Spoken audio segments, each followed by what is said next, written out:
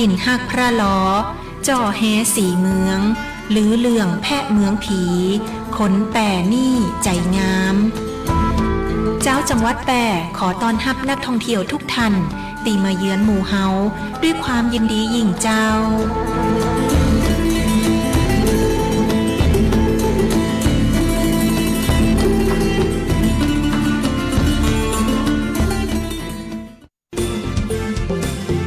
คุณกำลังฟังสวท.แพร่ FM 91 MHz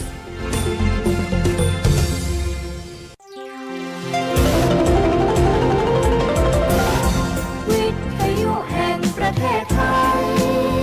ให้ความรู้กู้ความสุขที่นี่สถานีวิทยุกระจายเสียงแห่งประเทศไทยจังหวัดแพร่จากนี้ไปขอเชิญติดตามรับฟังรายการเสียงจากอปมช.แพร่ผลิตรายการโดยอาสาสมัครประชาสัมพันธ์ประจำหมู่บ้านและชุมชนจังหวัดแพร่ครับ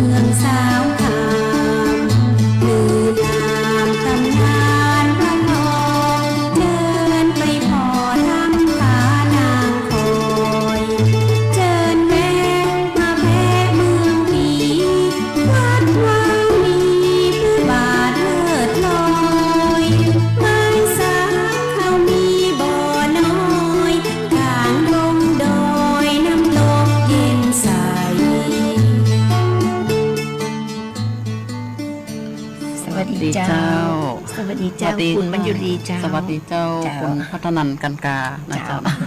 สวัสดีเจ้าท่านผู้ฟังท่านผู้ชมตีเคารพฮักทุกท่านเจ้าป้ากันเหมือนเดิมนะเจ้ากับรายการเสียงจากอปมช.แปรตั้งสถานีวิทยุกระจายเสียงแห่งประเทศไทยจังหวัดแปรหรือสวท.แปรนะเจ้าซึ่งเป็นเครือข่ายของกรมประชาสัมพันธ์เนาะเจ้าทุกวันอาทิตย์นะเจ้าเวลาก็ประมาณ 11 โมงไปสักน้อยจนถึงเที่ยงนะเจ้าเขามีนัดกันที่นี่เนาะเจ้าท่านผู้ฟังท่านผู้ชมเจ้าวันนี้นะเจ้าข้าเจ้าเจิญคุณมัญยุรีเครือใจนะเจ้ามารวมรายการตุยเนาะเป็นสมาชิกของอปมช.เหมือนกันนะเจ้าข้าเจ้าอยู่คนเดียวมันหลายติดแล้วเนาะ ก็ง่อมนะเจ้าจัดคนเดียวไปก็ง่อมเหมือนกันนะเจ้าก็เลยชวนคุณมัญยุรีเครือใจเข้ามาเป็นรวมจัดรายการตุยนะเจ้าคุณมัญยุรีเจ้าช่วยแนะนำตัวสักน้อยเนาะเจ้าแบบมัญยุรีเป็นไผจะได้มาตั้งได้เนาะถึงได้มาอยู่ที่นี่นะเจ้าเนาะเจ้าสวัสดีเจ้าข้าเจ้ามัญยุรีเครือใจนะเจ้าเนาะจริงๆแล้วข้าเจ้าก็จัดรายการหลายรายการนะเจ้าตีสวท.แปรของเฮานี่ก็มีรายการวิทยุคนเมืองแปรนะเจ้า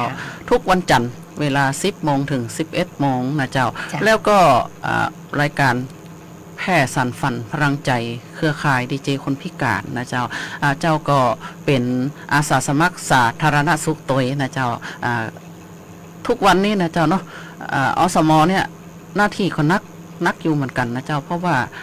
การตอบแทนก็ 2,000 บาทเนาะ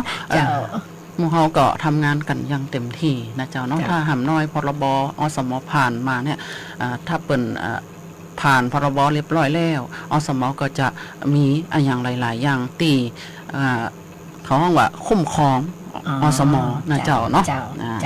เจ้าก็ดีนะคุณมายุรีเป็นคนเก่งคนหนึ่งเหมือนกันนะเจ้าเนาะ ขอบคุณมาก ใช่แล้วเจ้าเพราะว่าติดตามรายการคุณมายุรีอยู่เป็นประจำนะเจ้าเนาะเป็นคนเก่ง ค่ะ แล้วก็เขาก็ได้มารวมรายการของเขาคิดว่าคุณมายุรีก็คงจะรวมรายการของเขาไปตลอดเนาะเจ้าเนาะ ก็วันนี้ก็เป็นเลิกงามยามดีนะเจ้าเนาะหลังจากที่ห่างหายจากสถานีไป6 เดือนกว่าๆเพราะว่าไปติดภารกิจหลายอย่างนะเจ้าเนาะ เจ้า จะเป็นเช่นว่าแข่งขันอสมดีเด่นนะเจ้าเนาะของเจ้านี่ก็ปีนี้ก็ได้อสมดีเด่นสาขาคุ้มครองผู้บริโภคนะเจ้าเนาะเขาก็ต้องซ่อมกันนี่นะเจ้าเนาะแล้วอีกอย่างเจ้าก็สอบตัวเองนะเจ้าเนาะสอบของ2 สถาบันนะเจ้าเนาะสอบของมหาลัยมหาจุฬาลงกรณ์ราชวิทยาลัยเจ้าเป็นศิษย์มจลนะเจ้าแล้วก็แหมอันหนึ่งก็เจ้าก็สอบของคณะรัฐศาสตร์รัฐฟลอริดานะเจ้าเนาะสหรัฐอเมริกาหลักสูตรเทียบโอนเจ้าก็จบเรียบร้อยแล้วตอนนี้ก็คือกำลังทำเรื่องจบอยู่ไว้นะเจ้าเนาะ เก่งมากเลย ขอแสดงความวิจัยล่วงหน้าเลยนะเจ้า ขอบคุณ เจ้า ค่ะวันนี้คุณพัฒนันกันกาเปิ้นจะมีอย่างมาเล่าให้ อ๋อ หมู่เฮา เจ้า รับ มี ทราบ ข่าวในหลายข่าวเลยนะเจ้าบอกว่าเวลาเขาจะตันก่อนหรือว่าหน่วยเอาไปถึงที่ข่าวกับบุหูนะเจ้าเนาะเขามาพอข่าวแรกกันเลยนะ เจ้า คุณมายุรีเจ้า เจ้า ข่าวแรกก็คือเราข่าวสภาพดินฟ้าอากา อ๋ ศ อ นะเจ้าเขามาพอพยากรณ์อากาศสำหรับวันนี้กันเลยเนาะเจ้า เจ้า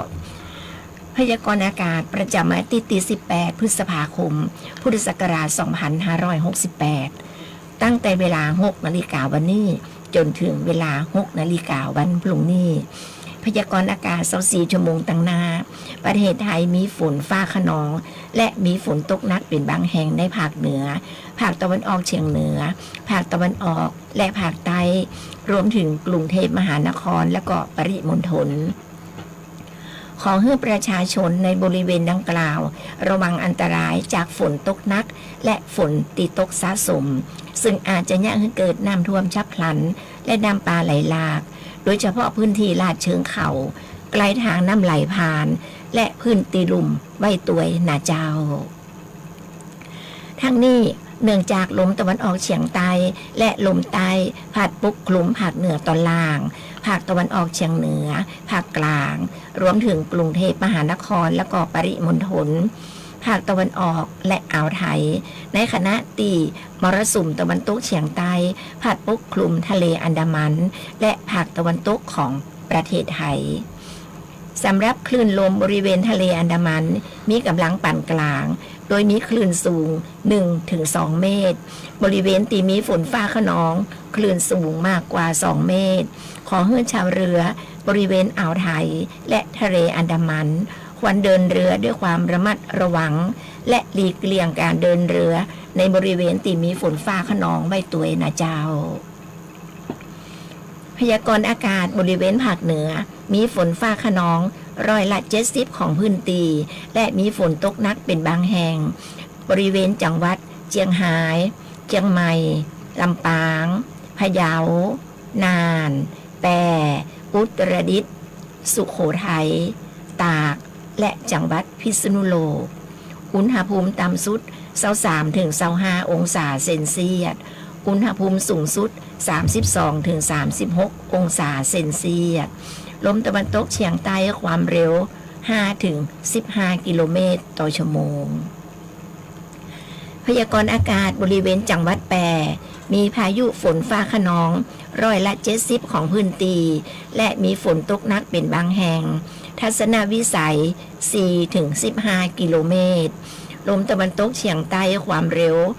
5-15 กิโลเมตรต่อชั่วโมง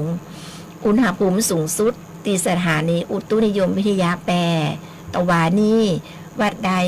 35 องศาเซนเซียส อุณหภูมิต่ำสุดที่สถานีอุตุนิยมวิทยาแปรตะเจ้านี่วัดได้23.9 องศาเซนเซียส คาดว่าอุณหภูมิสูงสุดบ่ายวันนี้ประมาณ34 องศาเซนเซียส คาดว่าอุณหภูมิต่ำสุดเจ้าวันพรุ่งนี้ประมาณ23 องศาเซนเซียส ปริมาณน้ำฝนตั้งแต่เวลา 7 นาฬิกาตะวาจนถึงเวลา 7 นาฬิกาวันนี้วัดได้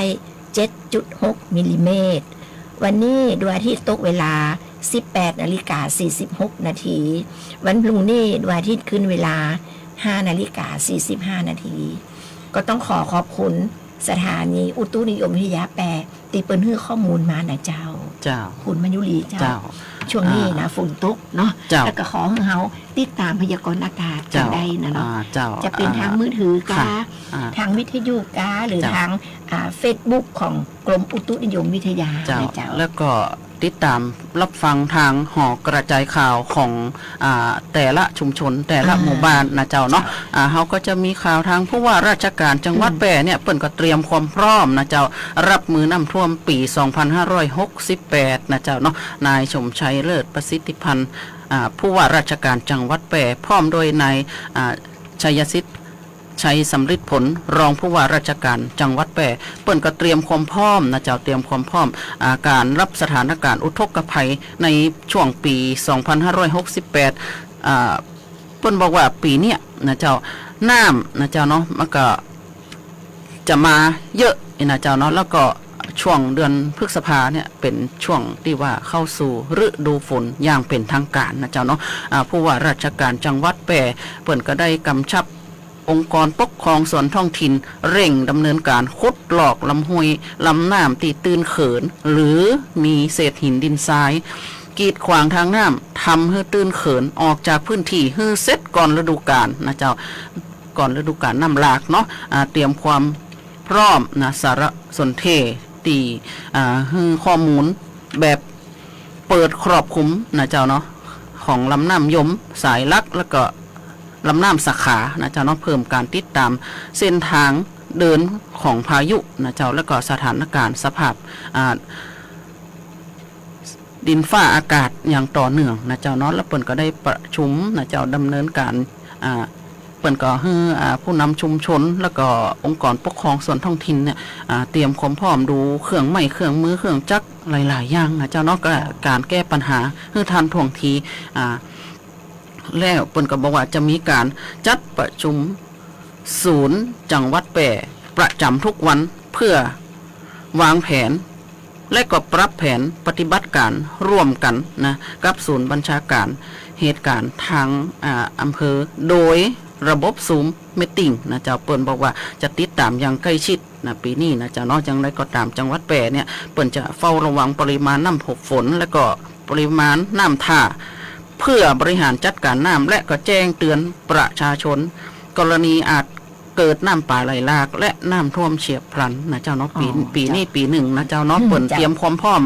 ดีกว่าปีที่แล้วนะเจ้าเนาะก็คิดว่าน้ำคงบ่ท่วมแล้วค่ะปีนี้ อันนี้มาพอนะเจ้าคุณมัญยุรีเจ้ามาพอประกาศเนาะประกาศของกรมอุตุนิยมวิทยานะเจ้าเรื่องการเริ่มต้นฤดูฝนของประเทศไทยพศ 2568นะเจ้าประเทศไทยได้สิ้นฤดูร้อนนะเจ้าได้สิ้นฤดูร้อนไปแล้วเนาะเจ้าเนาะแล้วก็จะเริ่มเข้าสู่ฤดูฝนเมื่อวันที่15พฤษภาคม2568ที่ผ่านมานี้นะเจ้าเนื่องจากบริเวณประเทศไทยตอนบน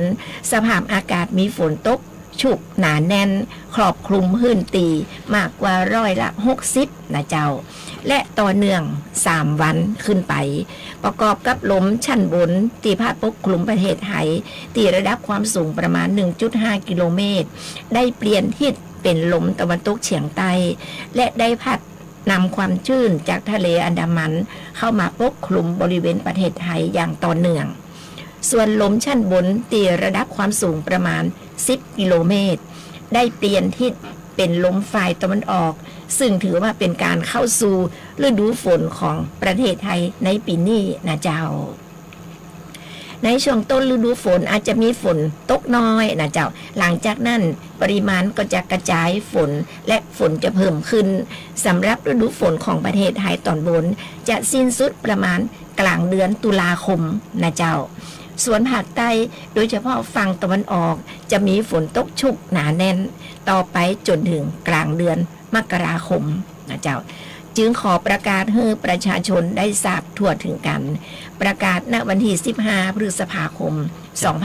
2568นางสาวสุกัญญานียะวินชาญอธิบดีกรมอุตุนิยมวิทยาคุณมัญยุรีเจ้าฤดูฝนของประเทศไทยเนี่ย เริ่มมาตั้งแต่วันที่15เนาะ อ๋อ ก็ได้ประมาณ 3-4 วันแล้ว เจ้า นะเจ้าเนาะ ถึง เขาให้เตรียมรับฝุ่นกัน เจ้า นะเจ้าเนาะช่วงนี้เฮาขอเบรกสักกั๊มหนึ่งนะเจ้าเนาะ เจ้า ฟังสิ่งดีๆของสถานีก่อนและช่วงหลังเฮามาฟังข่าวกันต่อแห่มเจ้า เจ้า เจอเลยเจ้า เจ้า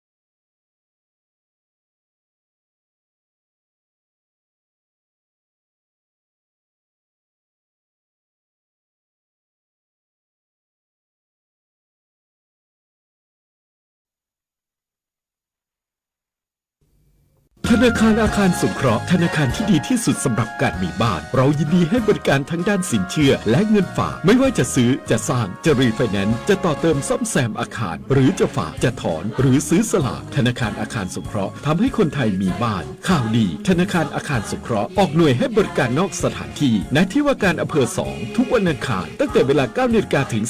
15:30 นและณที่ว่าการอำเภอวังชิ้นและที่ว่าการอำเภอหลองทุกวันพุธตั้งแต่เวลา 9:00 นถึง 15:30 นธนาคารอาคารสงเคราะห์ทำให้คนไทยมีบ้านติดต่อธนาคารอาคารสงเคราะห์สาขาแพร่โทร 054-621-490-5 ประกันไม่ใช่แค่เพียงธุรกิจที่เอามาขายคุณเพื่อเงินแต่ประกันเป็นการกระจายความเสี่ยงของคุณไปให้บริษัทประกันถ้าไม่เชื่องั้นลองฟังนี่ผมชื่อประกรณ์มีบ้านอยู่1 หลังอยู่มาวันหนึ่งแก๊สระเบิดบ้านผมก็หายไปคุณว่าใครจะรับผิดชอบให้ประกรณ์ถ้าเขาไม่ทำประกันทำประกันเถอะครับจะประกันไหนๆก็อุ่นใจเมื่อมีประกัน คปภ.สำนักงานคณะกรรมการกำกับและส่งเสริมการประกอบธุรกิจประกันภัย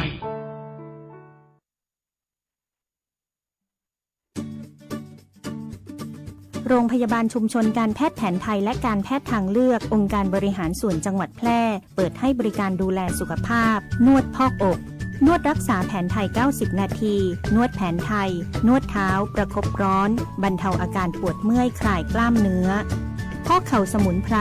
รักษาข้อฝืดข้อเข่าเสื่อมข้อนิ้วข้อเท้าลดอาการปวดด้วยสมุนไพรเปิดให้บริการในทุกวันจันทร์อบไอน้ำสมุนไพรรักษาระบบทางเดินหายใจกระตุ้นการไหลเวียนของโลหิตลดการปวดเมื่อยกล้ามเนื้อขับน้ำข่าวปลาแม่หลังคลอดเปิดให้บริการในทุกวันอังคารบรรเทาอาการปวดเมื่อยคลายกล้ามเนื้อผู้มาใช้บริการให้นำบัตรประจำตัวประชาชนมาด้วยทุกครั้งใช้สิทธิ์เบิกจ่ายตรงข้าราชการสิทธิ์ประกันสังคมหรือสิทธิ์บัตรทองในจังหวัดแพร่สิทธิ์รัฐวิสาหกิจหรือชำระเงินสดติดต่อจองคิวรับบริการเวลา 8:30 นาทีถึง 16:30 นาทีเว้นวันหยุดนักขัตฤกษ์โทร 054-523-338-9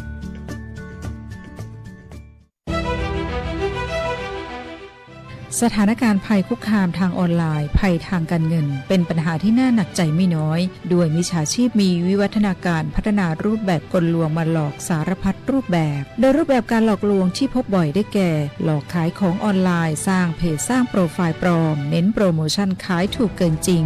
หลอกเปิดบัญชีม้าโดยให้เงินเจ้าของบัญชีเป็นการตอบแทนจากนั้นนำบัญชีไปรับโอนเงินที่ทำผิดกฎหมายหลอกกู้เงินส่งข้อความผ่าน SMS หรือโซเชียลมีเดียรวมถึงข่มขู่บัญชีไปพัวพันกับธุรกิจผิดกฎหมายหลอกลงทุนเช่นหลอกลงทุนแชร์ลูกโซ่สร้างบริษัทให้ดูน่าเชื่อถือให้ลงเงินหรือยื่นผลตอบแทนได้จริงในเดือนแรกๆแล้วชวนให้ลงเงินเพิ่มรวมถึงลิงก์เข้าสู่แอปพลิเคชันปลอมไม่คลิกลิงก์เข้าสู่แอปพลิเคชันที่แนบมาพร้อม SMS LINE หรืออีเมลที่น่าสงสัยไม่ส่ง URL ของแอปพลิเคชันต้องสงสัยต่อให้ผู้อื่นมิจฉาชีพออนไลน์มักสรรหากลวิธีใหม่ๆมาหลอกล่อและโน้มน้าวผู้คนให้ตกเป็นเหยื่ออยู่เสมอดังนั้นต้องหมั่นติดตามข่าวสารและพึงระลึกไว้เสมอว่าบริษัทองค์กรและหน่วยงานที่น่าเชื่อถือต่างๆโดยเฉพาะสถาบันการเงินและหน่วยงานราชการจะไม่ขอข้อมูลเชิงลึกหรือให้ลูกค้าทำธุรกรรมต่างๆผ่านช่องทางออนไลน์ไม่กดลิงก์ไม่รีบโอนไม่ให้ข้อมูล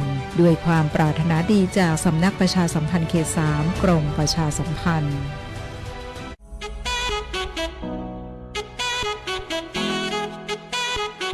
ขับไม่ดื่มดื่มไม่ขับอย่าลืมนะคะด้วยความปรารถนาดีจากสถานีวิทยุกระจายเสียงแห่งประเทศไทยจังหวัดแพร่ FM 91 เมกะเฮิรตซ์เจ้าท่านผู้ฟังท่านผู้ชมเจ้าท่านกำลังเกียรติติดตามรายการเสียงจากอปมช.8นะเจ้าวันนี้ข้าเจ้าอยู่กับคุณมายุรามายุรีเจ้า จะเปลี่ยนชื่อกันครับแล้วเนาะคุณมายุรีเจ้าก็ก่อนอื่นก็ต้องขอทักทายแฟนรายการนะเจ้าที่เปิ่นรับฟังจากทางคลื่นสวททางวิทยุนะเจ้าเนาะแล้วก็ทางเพจ Facebook ด้วยนะเจ้าเนาะโอ้โหวันนี้ดีใจชื่นใจนะเจ้าที่เปิ่นรับชมรับฟังกันเยอะเลยนะเจ้าก็โอ้ยคอมเมนต์มาเยอะเลยนะเจ้าเนาะก็ก่อนอื่นก็ขอสวัสดีคุณปวีนานะเจ้าเนาะแล้วก็ขอสวัสดีเจ้าคุณปี้สุรีรัตน์นะเจ้าเนาะสวัสดีเจ้าคุณโชคชัยน้อยนุชแล้วก็ขอสวัสดีเจ้าคุณป้าจำนงชัยพงษ์พิทักษ์โอ้และทำหลายๆท่านที่บ่ได้จื่อมานะเจ้าเนาะแล้วก็แฟนรายการทางวังจิ้นนะเจ้าเนาะวันที่20นี่นะเจ้าเนาะเดี๋ยวเจ้าก็จะไปเป็นวิทยากรที่วังจิ้นนะเจ้าเนาะปูนเนาะบ้านเขาห้องบ้านอะไรอย่างก็บ้านสองแควอย่างตะปุ้นนะเจ้าเนาะเดี๋ยวเจ้าจะได้ไปแอลหาท่านผู้ฟังทุกท่านนะเจ้าเนาะเดินสายแล้วเจ้าเดินสายเนาะเจ้าเนาะเขาก็มาถึงข่าวเรื่องรัฐบาลเปิ่นยืนยันบอกว่าคุมโควิดได้นะเจ้าเนาะก็ขอให้ทุกท่านทุกคน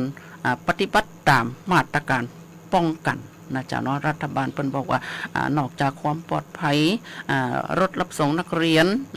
รับส่งช่วงเปิดเทอมนี่นะเจ้าเนาะรัฐบาลเปิ้นก็ห่วงใยอยากจะให้ทุกคน ปลอดภัยจากโควิด -19 นะเจ้าเนาะล่าสุดสถานการณ์โควิด -19 ในประเทศไทยตอนเนี้ยอยู่ในระดับที่สามารถควบคุมได้นะการแพร่ระบาดมีแนวโน้มจะลดลงอย่างต่อเนื่องแม้นโรคนี่จะกลายเป็นโรคประจำถิ่นที่สามารถพบผู้ป่วยได้ตลอดปี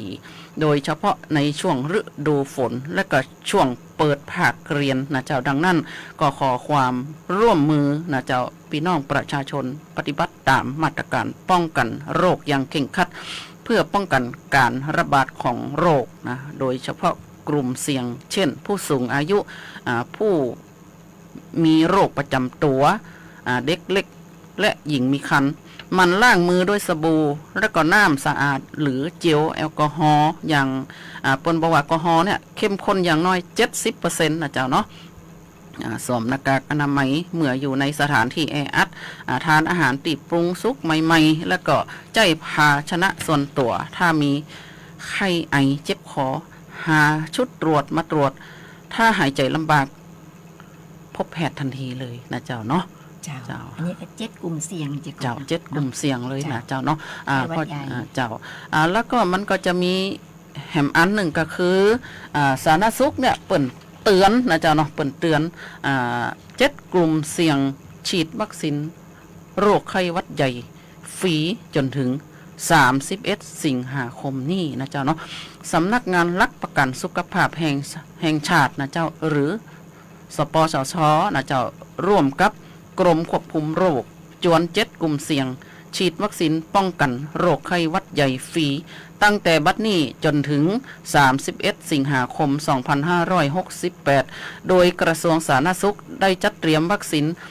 กระจายให้กับหน่วยงานบริการจำนวน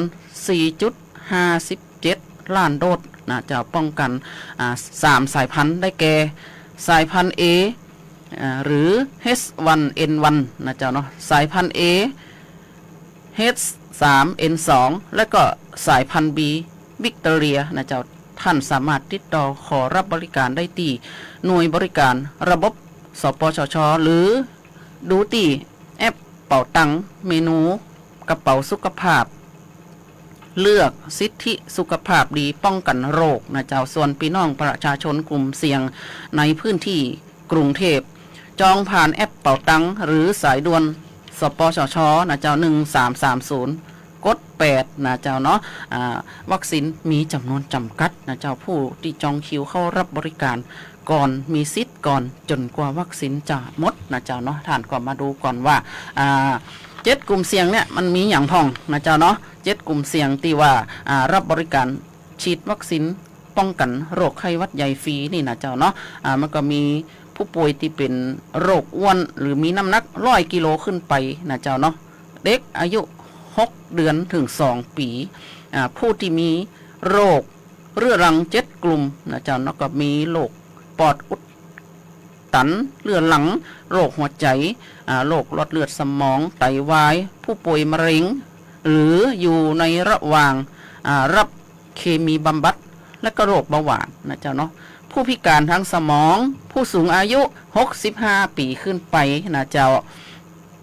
โรคทาลัสซีเมียและผู้ที่มีภูมิคุ้มกันบกพร่องนะหญิงมีครรภ์นะเจ้าเนาะยังไม่ตุ๋ยนี่ยังคุณพัฒนันกันกานี่เปิ่นจะไปฮับบริการก็จ้าเนาะอายุท่านยังบ่ถึง อายุบ่ถึง อย่างเจ้านี่ก็บ่ได้เตือนะเจ้าเนาะเพราะเจ้าก็บ่ถึงเตือนะเจ้าเนาะเปิ่นบอกว่าไล่ๆกันแล้วเด้อ เปิ่นบอกว่าคนที่จะไปรับบริการต้องมีอายุ65 ปีขึ้นไปนะเจ้าเนาะผู้สูงอายุนะเจ้าเนาะเจ้าเป็นวัคซีนเนาะเจ้าเนาะเป็นวัคซีนฟรีคนไหนที่อยู่ใน7 กลุ่มนะเจ้าเนาะที่คุณมายุรีบอกกล่าวไปแล้วก็ขอไปฉีดฟรีเจ้าฟรีเจ้า7 กลุ่มเสี่ยงนะเจ้าเนาะเพราะช่วงนี้มันฝนตกนะเจ้าเนาะฝนตกอากาศเย็นอากาศชื้นนะเจ้า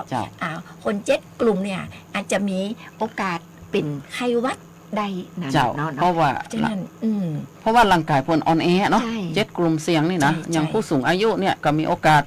เป็นหวัดได้ง่ายเด็กเล็กก็มีโอกาสเป็น เป็นหวัดได้ง่าย เพราะว่าเด็กๆเนี่ยภูมิคุ้มกันเขาก็ต่ำอยู่เนาะเจ้าเนาะเพราะเขาเป็นละอ่อนภูมิคุ้มกันยังบ่ค่อยแข็งแรงเตื้อนะเจ้าเนาะ เพราะฉะนั้นก็ไปฉีดกันเนี้ย เจ้า เนาะ สตรีพิการนะเจ้าเนาะ อืม บางทีเปิ้นก็ ใจ ภูมิคุ้มกันเปิ้นก็ต่ำนะเจ้าเนาะ ใจ ก็ เจ้า เพราะฉะนั้นเพื่อความอ่า ปลอดภัย ปลอดภัย จ้ะ แล้วก็สุขภาพของท่านนะเจ้าเนาะ เจ้า ไปติดต่อได้นะเจ้าเนาะที่เขาห้องว่ารพสตใกล้บ้านท่านนะเจ้าเนาะหรือ ใครอยู่ใกล้ที่ไหนก็ไปที่หัน เจ้าหรือว่าจะมาที่โรงพยาบาลก็ได้นะเจ้าเนาะ เจ้า อ่า สะดวกที่ไหนก็ไปที่หันเนาะ เจ้า เจ้า เจ้า เฮามาพอข่าวนะเจ้ามาพอข่าวจากผู้ว่าราชการจังหวัดแปรเนาะเจ้าเนาะ เจ้า ผู้ว่าราชการจังหวัดแปรปืนมอบโล่พร้อมเข็มกลัดเกียรติคุณ แก่ผู้สูงอายุนะเจ้า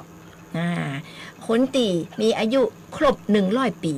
ในจังหวัดแปรนะเจ้าในพื้นที่จังหวัดแปรจะเป็นภัยพ่องตีได้หับเข็มหรือว่าโล่เต้นนี้ทำมาพอกันเลยเนาะเจ้า เมื่อวันที่14 พฤษภาคม พุทธศักราช 2568 นายสมชัยเลิศประสิทธิพันธ์ ผู้ว่าราชการจังหวัดแปรเป็นประธานมอบโล่เกียรติคุณ เข็มกลัดเกียรติคุณ และเงินขวัญถุงให้กับผู้สูงอายุที่มีอายุตั้งแต่100 ปีขึ้นไปนาเจ้า โดยมีนายแพทย์นิยม วิวัฒนดิษฐกุล สมาชิกสภาผู้แทนราษฎรจังหวัดแปรพร้อมด้วยนายนวรัตน์คณะไหนประธานสาขาสมาคมสภาผู้สูงอายุแห่งประเทศไทยในพระบรมราชูปถัมภ์จังหวัดแปรและหน่วยงานที่เกี่ยวข้องร่วมในพิธีในพื้นที่จังหวัดแปรนะเจ้าในจังหวัดแปรมีผู้สูงอายุจำนวน4 รายนะเจ้า4 รายก็มี1นายพัฒน์นะเจ้านายพัฒน์งามเขียวอายุ101 ปีนะเจ้า2นางปันจักเงินอายุ100 ปี 9 เดือนนะเจ้าชาวตำบลแม่จั่วอำเภอเด่นใจจังหวัดแปรนะเจ้า3นางสมศรีวงพระถางอายุ100 ปี 2 เดือน 4นายอุทัยสำราญคงอายุ100 ปี 11 เดือนนะเจ้าอยู่ตำบลในเวียงอำเภอเมืองจังหวัดแปรเนาะเพื่อเป็นเกียรติแก่ผู้สูงอายุและวงตระกูลรวมถึงส่งเสริมให้สังคมตระหนักถึงคุณค่าและบทบาทของผู้สูงอายุในครอบครัวและชุมชนสำหรับกิจกรรมดังกล่าวได้จัดขึ้นซึ่งสำนักงานพัฒนาสังคมและความมั่นคงของมนุษย์จังหวัดแปรรวมกับสมาคมสภาผู้สูงอายุแห่งประเทศไทยในพระบรมราชูปถัมภ์สมเด็จพระศรีนครินทราบรมราชชนนีประจำจังหวัดแปรภายใต้โครงการพัฒนาคุณภาพชีวิตผู้สูงอายุ100 ปีขึ้นไปเพื่อเชิดชูเกียรติผู้สูงอายุที่มีอายุครบ100 ปีพร้อมมอบกำลังใจและให้สามารถใช้ชีวิตได้อย่างมีคุณค่าและมีศักดิ์ศรีและมีความสุขนะเจ้าและเป็นการส่งเสริมบทบาทของผู้สูงอายุในสังคมพร้อมกับพัฒนาแนวทางในการยกระดับคุณภาพชีวิตของผู้สูงอายุให้ดีขึ้นโดยมีการดำเนินการต่อเนื่องนะเจ้ามาตั้งแต่ปี 2549 แล้วนะเจ้าคุณมาอยู่ดีเจ้าอยากจะมีอายุถึง100 ปี เจ้าหมู่เฮาจะมีบุญมีวาสนาเหมือนเปิ่นกอนะเจ้าเนาะ เจ้า เพราะว่ามันใจของง่ายๆนะเจ้าเนาะ ใช่เจ้าก ว่าเฮาจะอายุไปปีหนึ่งเนี่ยนะเจ้าเนาะโอ้โหมันไม่ใช่ของง่ายๆเลยนะเจ้าเนาะเฮาก็ต้องรักษาสุขภาพ ใช่ นะเจ้า ใช่ เนาะ อันแรกต้องรักษาสุขภาพก่อนนะเจ้า อ่า ถ้าสุขภาพจิตดีเฮาบ่นี้เครียดนะเจ้า เจ้า คุณมันอยู่ดีถ้าเครียดแล้วเดี๋ยวมันจะบั่นทอนจิตใจเฮาเนาะโรคภัยไข้เจ็บอะไรอย่างก็ เจ้า จะมารุมเร้าเฮา เจ้า นะเจ้าเพราะฉะนั้น1บ่นี้เครียด เจ้า ออกกำลังกายให้สม่ำเสมอเนาะ เจ้า ชีวิตก็จะดีจะปราศจากโรคเนาะ เปิ้นบอกว่าสุขภาพกายสุขภาพใจต้องดีนะเจ้าเนาะ ใช่เจ้า เจ้าถ้าหากว่ามิตรรักแฟนรายการทุกท่านนะเจ้าท่านต้องการจะติชมหรือว่าจะขอเพลงมานะเจ้าขอมาได้นะเจ้าเนาะตีเบอร์โทร 0545235516นะเจ้าเนาะตะกี้ก็มีมิตรรักแฟนรายการเปิ้นก็ขอเพลงมาอยู่นะเจ้าเนาะ เจ้า คุณพัฒนันกันกาเปิ้นขอมาทาง Facebook นะเจ้าเนาะ ใช่แล้ว กำเดียว เจ้า ก่อนเนาะเดี๋ยวเขาก็จะได้จัดให้กับท่านนะเจ้าเนาะ เจ้า ใจเย็นๆน้อย ใจเย็นๆน้อย วันนี้เขาก็มาปะกันไหมเนาะมาเข้าขากันไหมมันอู้นักเนาะใจเย็นๆน้อย ก็บ่ได้ปะกันเหมือน โอ้ นะ บ่ได้ปะกันเหมือนนะเจ้าเนาะหลายเดือนอยู่เหมือนกันนะเจ้าเนาะเจ้า ตอนนี้ไปก็คงจะปะกันทุกอาทิตย์แล้วเนาะ ทุกอาทิตย์เลยนะเจ้าเนาะสำหรับเจ้านี่ก็จะเจ้าบ่ายเลยนะเจ้าเนาะช่วง 11 โมงถึงเที่ยงแล้วก็ช่วงบ่าย 3 ถึง 4 โมงแมลงนะเจ้าเนาะบึดก็จะมาปะท่านกู้กับคุณป้าจำนงชัยพงษ์พิทักษ์นะเจ้าเนาะรายการแพทย์สันฝันพลังใจนะเจ้าเนาะท่านมีอะไรอย่างจะฝากบอกหมู่เฮาจะมีเกี่ยวกับข่าวบริการหรือว่าจะเป็นงานขึ้นบ้านใหม่งานเป็กตุบทพระหรือว่างานฉลองพระวิหารไอ้เจ้าเนาะโทรมาได้นะเจ้าเนาะส่งข่าวมาให้กับหมู่เฮาได้นะเจ้า ห เนาะ รือว่าในชุมชนของท่านมีข่าวอันยังก็แล้วแต่นะเจ้าติจะคือทางรายการของเฮาประชาสัมพันธ์คือส่งเข้ามาได้เลยนะเจ้าส่งติข้าเจ้าก็ได้ต่างหลายก็ได้หรือคุณวยุรีก็ได้หรือมาฝากไว้ติสวทแปก็ได้เนาะรายการของเฮาหรือเฮา2 คนยินดีจะประชาสัมพันธ์คือโดยตีบ่ได้เสียการใช้จ่ายอย่างเลยนะเจ้ายินดีนะเจ้าเนาะเจ้าคุณวยุรีเจ้าช่วงนี้เฮาเบรกแหมสักตั้งเนาะเจ้าเนาะเดี๋ยวช่วงหลังเฮามาฟังข่าวกันต่อแหมเนาะเจ้าเชิญเลยเจ้า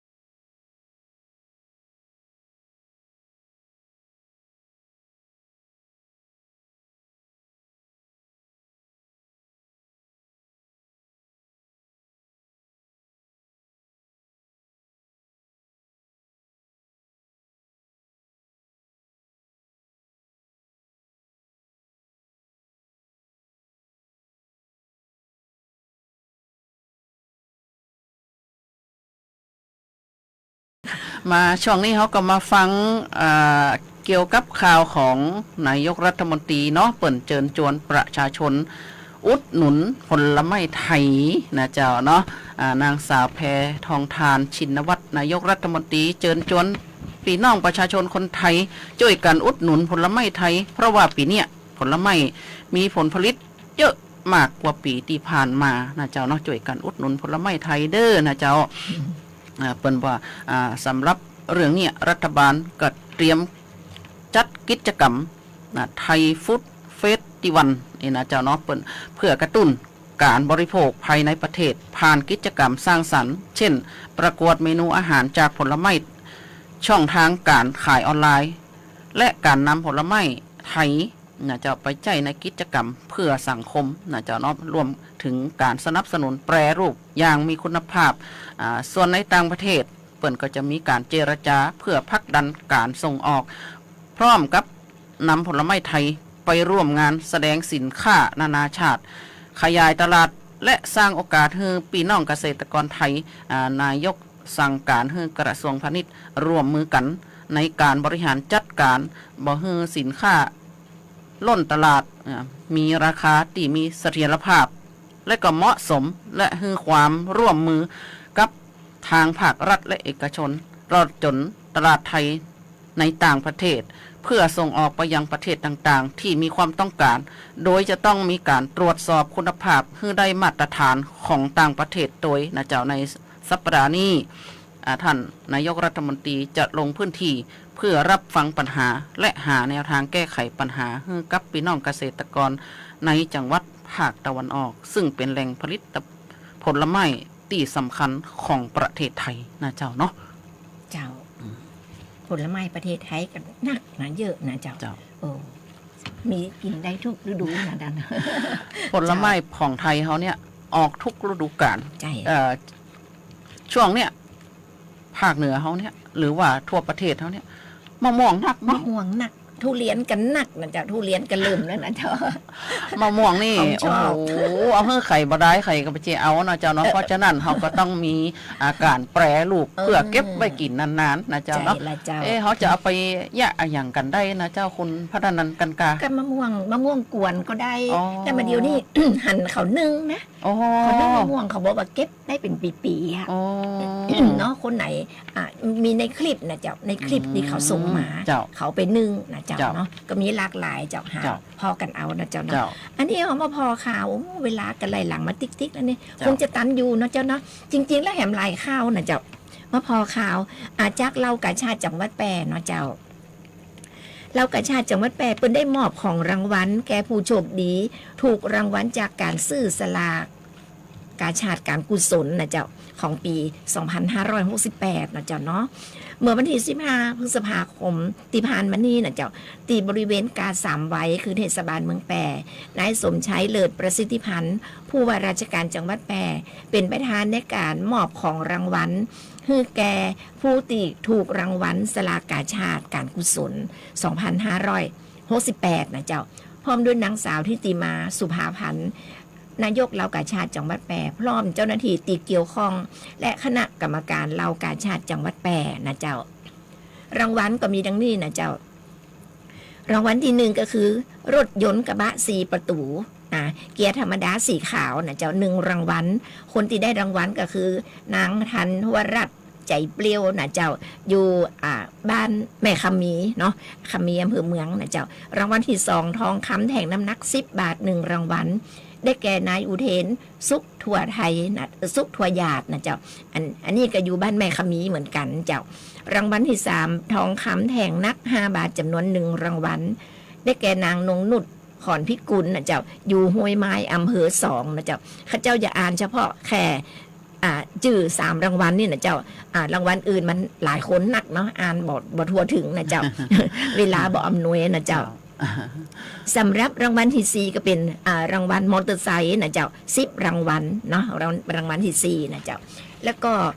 รางวัลที่5เป็นสร้อยคอทองคำนัก2 สลึงจำนวน5รางวัลนะเจ้าและรางวัลที่6เป็นสร้อยคอทองคำนัก1 สลึง5รางวัล และส่วนเลขท้าย3ตัวนะเจ้ารางวัลสุดท้ายเนาะเลขท้าย3ตัวเป็นพัดลมนะเจ้าเป็นพัดลมขนาด16นิ้ว100รางวัลนะเจ้า100รางวัลเนาะคิดว่าคนตีได้รับรางวัลแล้วคุณมายุรีก็คงไปรับของรางวัลกันหมดแล้วนะเจ้าเนาะตั้งแต่วันที่15ที่ผ่านมานะเจ้าก็ถือว่าคนที่ได้รับรางวัลเนาะก็มีบุญมีโจกนะเจ้าเนาะคนที่มีโจกเจ้าแล้วก็ท่านผู้ว่าราชการจังหวัดแปรนะเจ้านายสมชัยเลิศประสิทธิพันธ์ผู้ว่าราชการจังหวัดแปรเปิ้นก็ได้บอกว่าสำหรับเงินรางวัลเหล่ากาชาดจังหวัดแปรได้นำไปช่วยเหลือด้านสาธารณกุศลช่วยเหลือผู้ประสบภัยพิบัตินะเจ้าแล้วก็ช่วยเหลือคนอยากไร่ในพื้นที่จังหวัดแปรนะเจ้าทั้งเรากาชาดจังหวัดแปรยังได้จัดโครงการในงบประมาณ 2,568 จำนวน4โครงการนะเจ้าก็มีการส่งเสริมการพัฒนาการพูดการอ่านการเขียนภาษาไทยโครงการมอบทุนการศึกษาแก่นักเรียนนักศึกษาที่มีฐานะยากจนแล้วก็ขาดแคลนทุนทรัพย์โครงการปรับปรุงซ่อมแซมบ้านพักอาศัยหรือห้องน้ำให้กับครอบครัวผู้ยากไร้หรือด้อยโอกาสผู้ป่วยติดเตียงนะเจ้าที่มีฐานะยากจนและโครงการเยี่ยมบ้านเยี่ยมใจห่วงใยผู้ยากไร้ผู้ด้อยโอกาสผู้ป่วยติดเตียงและผู้พิการที่มีฐานะยากจนในพื้นที่จังหวัดแปรนะเจ้าคุณมาอยู่ดีแต่เนาะเพราะว่าทางผู้ว่าราชการจังหวัดแปรเปิ้นบ่ได้ละไขอยู่ข้างหลังนะเจ้าเนาะเปิ้นก็จะดูแลกันไปเจ๊เนาะดูแลทุกคนนะเจ้าในจังหวัดแปรของเฮาเฮาก็มาใกล้จะหมดเวลาแล้วนะเจ้าเนาะก็มีแฟนรายการนะเจ้าเนาะคุณโชคชัยน้อยนุชเปิ้นขอเพลงล่องไม่ปิงอีนะเจ้าเนาะแต่ว่าเดี๋ยวถ้าว่าตันเฮาก็จะจัดให้นะเจ้าเนาะถ้าบ่ตันนะเจ้าเนาะจะได้ก็เฮาจะแปะไว้แล้วก็จะเอาไปเปิดให้ทันอาทิตย์หน้าอีนะเจ้าเนาะเหมือนกับข่าวนี่เหมือนกันน่ะอันนี้การสัญญากับผู้ท่านผู้ฟังท่านผู้ชมมาตั้งแต่อาทิตย์ที่แล้วนะเจ้าเนาะว่าอาทิตย์เนี่ยจะมามาจะมาบอกว่าการออกกำลังกายในการเต้นลีลาดนั่นน่ะมันมีประโยชน์จะใดคุณมาอยู่ลีจริงๆแล้วมีประโยชน์นักนะการเต้นลีลาดแต่เวลาวันนี้อ่านบ่ได้เหี่ยแล้วนะเจ้าเวลาหมดลงเหี่ยแล้วนะเจ้าก็ขอสมมาอภัยเนาะเจ้าเนาะตีได้หับปากปืนไว้นะเจ้าขอยกยอดไปเป็นอาทิตย์หน้ากันแล้วกันเนาะเจ้าเนาะกะคงบ่ว่ากันเนาะคุณมาอยู่ดีนะเจ้าเนาะสำหรับขอเห็มน้อยได้ก่อนบททันแล้วเจ้าบททันแล้วเจ้าเนาะบททันแล้วบททันแล้วเจ้าหมดนะเจ้าหมดแล้วสำหรับวันนี้นะเจ้าเวลาหมดเวลาลงเหี่ยแล้วนะเจ้าก่อนจากการก็ขอขอบคุณท่านผู้ฟังท่านผู้ชมที่ได้ติดตามรับฟังรับชมรายการเสียงจากอปมชแปรด้วยดีเสมอมานะเจ้าขอบคุณเจ้าหน้าที่สวทแปรที่เคารพรักทุกคนนะเจ้าที่ได้ชี้แนะสิ่งดีๆแล้วก็อำนวยความสะดวกให้กับรายการเสียงจากอปมชแปรด้วยดีเสมอมาเช่นกันนะเจ้าสำหรับวันนี้เวลาหมดเวลาเหี่ยแล้วข้าเจ้าพัฒนันกันกาเจ้าคุณมายุรีคือใจเจ้าเขาก็จะได้นำรายการเสียงจากอปมชเจ้ากลับคืนไปก่อนเนาะเจ้าเนาะป้ากันใหม่อาทิตย์หน้าเนาะเจ้าเนาะสำหรับวันนี้ขอบคุณแล้วก็สวัสดีเจ้าสวัสดีเจ้าสวัสดีเจ้าสวัสดีเจ้า